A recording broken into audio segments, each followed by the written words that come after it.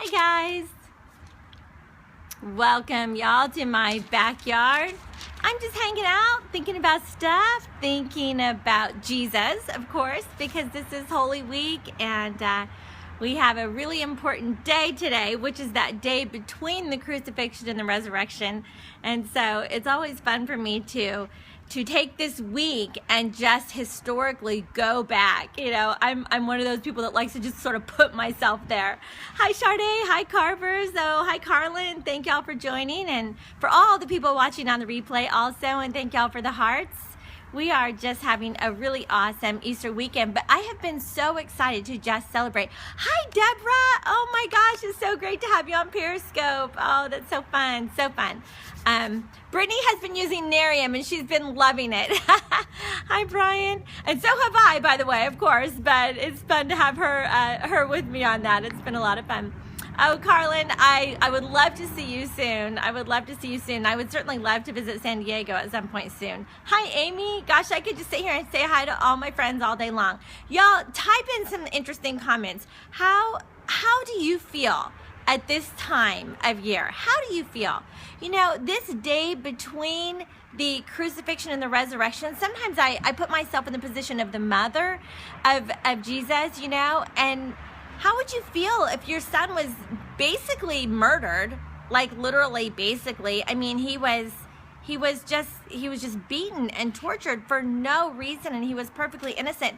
You know, that, but also the fact that she knew, there's my website, TrinaTitusLozano.com. You know, she knew the prophecies. She knew the prophecies were real. She had to have known, because there was so many things that were so divine. Like, she knew that she was, you know, that there was an immaculate conception. I mean, so there's no way that she thought that was the end of the story. But still, that day on Saturday. So I had to open up my Bible and just sort of follow along, you know, but between yesterday and today. And I'm just going to go to John. I mean, you could go in any of the Gospels and sort of follow along. But after the crucifixion, Joseph of Arimathea, who had been a secret disciple of Jesus because he feared the Jewish leaders, he asked Pilate for permission to take down Jesus' body. When Pilate gave permission, Joseph came and took the body away. With him, Nicodemus, the man, there's no way she could imagine the horror. There's no way she could imagine. Absolutely no way. No way.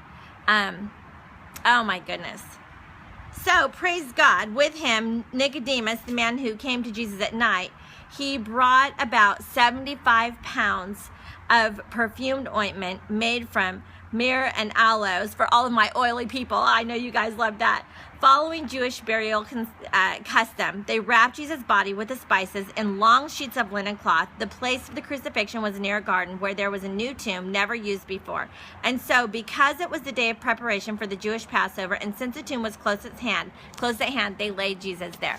And you know, it's a cool thing to go to that place right now and see that Jesus is no longer there. And you know, but y'all, I think about that day in between, and you know, I love the people that just step up and say, you know what, yeah, Jesus died on the cross last night. Come on, we've got business to take care of. Let's take care of business. Let's take care of his body. You know, I just love that. But never losing hope and never losing sight of who he actually was. Y'all, I don't know in your life what death and resurrection you've experienced, but I bet you have. And if you have followed Jesus at all, there's been a time in your life that you have had a death, like truly a death to your dreams, a death to what you thought would be real, and you've experienced resurrection life in some way, shape, or form. I know that's the case for you. In my own life, that is the case. I experienced the death of my marriage, and then now I'm experiencing the resurrection life and the power through Jesus of a resurrected marriage. You know, and in this world, it is not possible to do things like forgive. It is not possible to recover from the grief of a loved one that has died. You know, in the way of this world, it's just not possible to overcome death. But because Jesus rose, because of the resurrection power of Jesus Christ, that makes it all possible. If it wasn't for that, it would not be possible. You know, and we wouldn't even know how we could function. On that Saturday between, you know that Peter and Mary and the disciples, that they must have just been so stunned and like, what do we do today, y'all, right? Oh, thanks for sharing, Rhonda. What do we do today? What do you do on that day in between? You know what you do? You keep doing whatever needs to be done. You keep doing whatever needs to be done. And I love that Nicodemus and Joseph are like, you know what needs to be done? His body needs to be wrapped. We got to find a tomb to lay him in. We need to take care of this.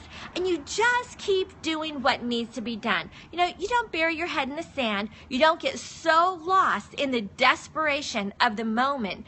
But you literally hold on to hope. And you literally continue to trust in what you already have known. You've already known that Jesus is real because there's been times in your life, in your past, that he has been faithful to you. There's been times that you have seen miracles, right? You've seen miracles. You have. There is a time in everyone's life that you know that God must be real. You know that.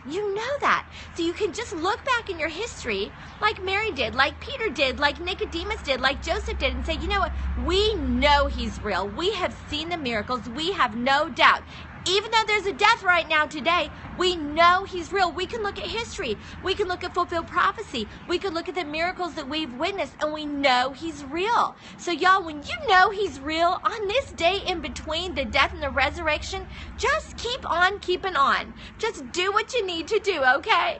Because like I said a few days ago on Facebook, if it isn't good, if it's not a happy ending yet, if it's not a good ending, if there's not victory yet, it's not the end of the story. It's not the end of the story, y'all. It's not. So keep on. And if you're really in a good place, you'll do it with a great heart. You'll do it with hope. You won't do it with complaining. You won't do it and with this desperation of it being this tragic ending. But you'll do it with hope, knowing Jesus raised from the dead, so it's not the end. And I love how Peter had changed so much. There was a complete transition in his life whenever he knew, even though he had seen the miracles of Jesus, he had followed Jesus before. And then at times he sort of followed him at a distance. And then, he wasn't, when Jesus said he was going to deny him, it was true. He did. And all that happened. But when Jesus rose again, Peter said, "It is real. It is real. I knew it. And then he wasn't in the tomb. And then he goes out to meet Jesus where he said he could meet him when he ascended. And sure enough, there was Jesus. And he knew it. Peter's like, I knew it. I knew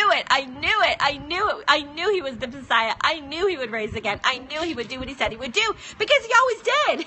Everything he said was going to happen always happened. They didn't always understand it. Most of the time they didn't understand it. But now it's like the dots are connecting and everyone is getting it, all of these significant characters in this Bible story. And of course, everybody, they just all started getting it, like, yes, this was real. It's real. And I can't wait to get more information someday. I'm just so curious about the characters that we don't really know. What Pilate must have thought, after this, what all of the bystanders, what all of the townspeople, what they must have thought after Jesus resurrected, and ascended and then walked among them and was, hanging out with them, eating fish, it's just amazing to think about. But y'all, we live because he lives. And I love that song. I live because he lives. And because he lives, I can face tomorrow, right?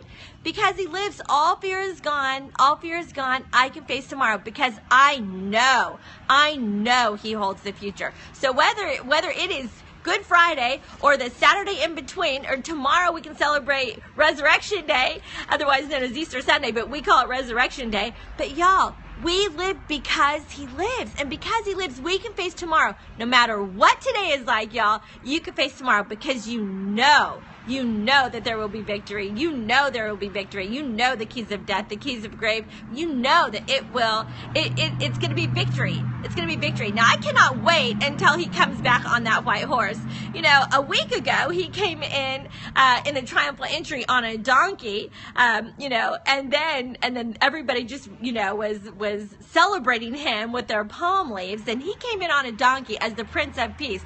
But y'all, he's coming back on a white horse, and it will happen. It will happen. Every prophecy in this book has actually happened, including the red blood moon and the solar eclipses and everything else, y'all. It is scientifically proven. So, y'all just keep on pressing in. Keep on pressing in. Read the word, know the word, understand, because, hey, what he said is going to happen is going to happen. And what he said did happen, did happen.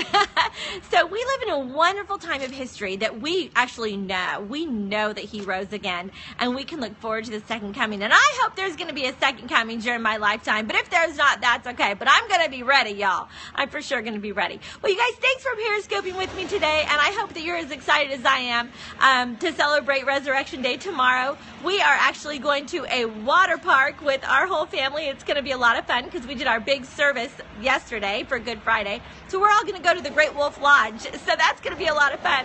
So I'll be periscoping tonight from the Great Wolf Lodge, and it's going to be fun. So God bless you guys. Have a wonderful, wonderful, wonderful weekend. Have a wonderful time with friends and family. And most of all, just know that Jesus is alive. He is risen indeed. He is not dead. I love that song. God's not dead, he's surely alive. He's living on the inside, roaring like a lion. Right, y'all? So y'all have a great weekend. Talk to you later. Bye-bye.